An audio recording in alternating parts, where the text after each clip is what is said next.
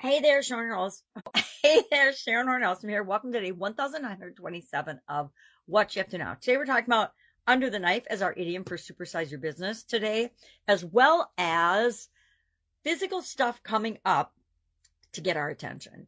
We're focusing on physical health, physical well-being for this month as part of this year's Get Your Goals annual challenge. And found out yesterday that I'm going under the knife and having surgery on Monday morning to remove and replace my ICD, my internal cardiac device. Had sudden cardiac arrest 10 years ago. I think I mentioned more than 10 years ago, 13 plus years ago. In 2010, I had a sudden cardiac arrest, and as part of the recovery after they froze me and put me in a coma and all these crazy things, had an internal cardiac device put in, and it's supposed to be replaced in 9 years, but mine's actually gone 13 years now. And then over this past weekend, it decided it was done and it was failing. I had four double taps of my box. And the nurse called me on Monday morning and said, did your box go off this weekend? I'm like, yes, it did. I wonder what was going on, because it's like a cell phone vibrating in your chest. It's not the same as when you get a jolt and a kick from it. That actually knocks you on your rear. But when it jump starts your heart, it's just like, the defibrillators, but it's inside and it jolts your heart. So I only had that happen once. So I'm grateful for that.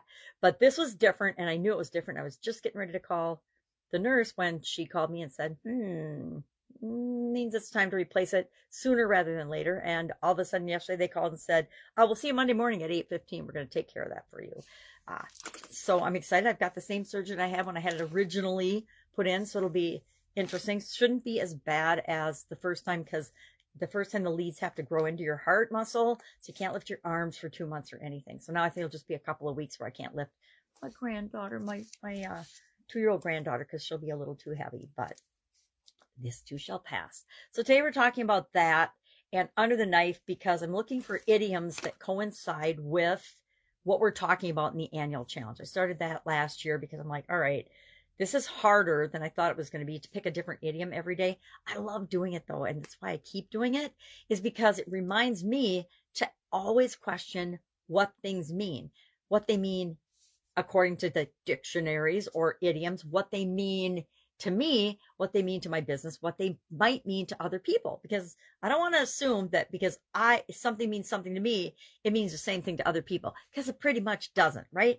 We all filter things through our experiences, through our past, through our present, through our current situation, through all of our different senses, and come up with a different way of looking at it than other people, right? I know I don't look at things the same way other people do. So under the knife is an expression that's been around since 1880. It was first recorded, and it means and talks about surgery, cutting things out, operating on something. And sometimes we need to do that in our business. I tied that into, well, how do we do that in our business, and what questions do we need to ask ourselves when we're doing that in our business to make sure that we are not making more problems than solving problems. Sometimes you think we're just going to amputate the arm and it's going to be better. We might just sell off a division of our company or stop making a product or service, only to find out that that was the cash cow in the direction we should have gone in. Ever done that? Yes, that's happened to me. And you learn, usually the first time you make a mistake like that, you learn that you need to do more research, more homework, and more investigating before you determine whether something should go under the knife or be cut or not. It's true of people. A lot of times it feels like, and we don't know because we don't know the inside story of what's going on in other businesses. But when we see in the news and the headlines, 1,000 jobs here, 3,000 jobs there, 6,000 jobs from this company, you got to wonder, it often feels like businesses assume that people are the problem and overhead and the expense of people are the problem.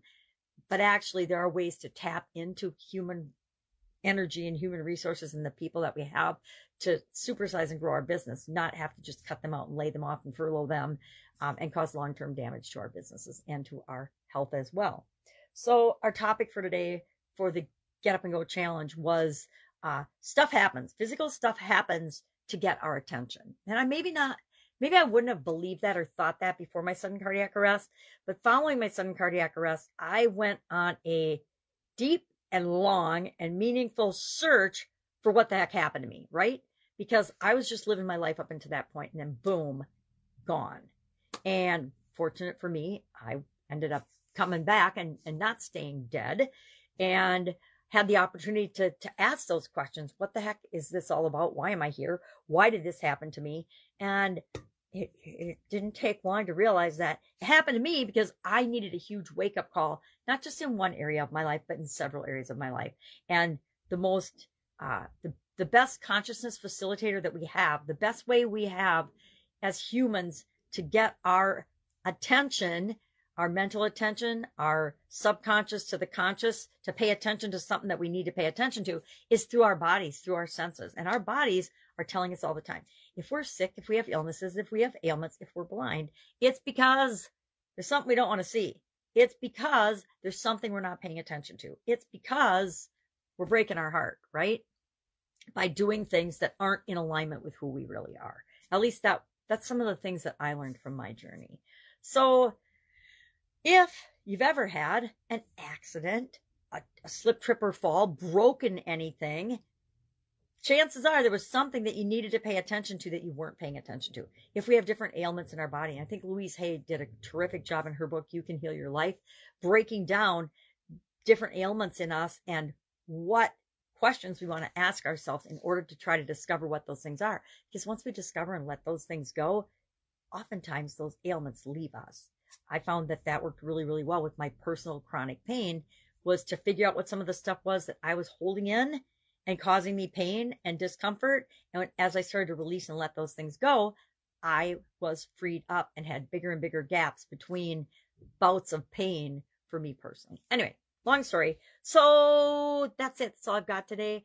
I have a pre-op physical today, this afternoon, and I'm hanging out with my granddaughters this morning to help with some other family stuff. If I can help you anyway, just hit me up and ask. Otherwise, I'll be with you tomorrow. Have a terrific day.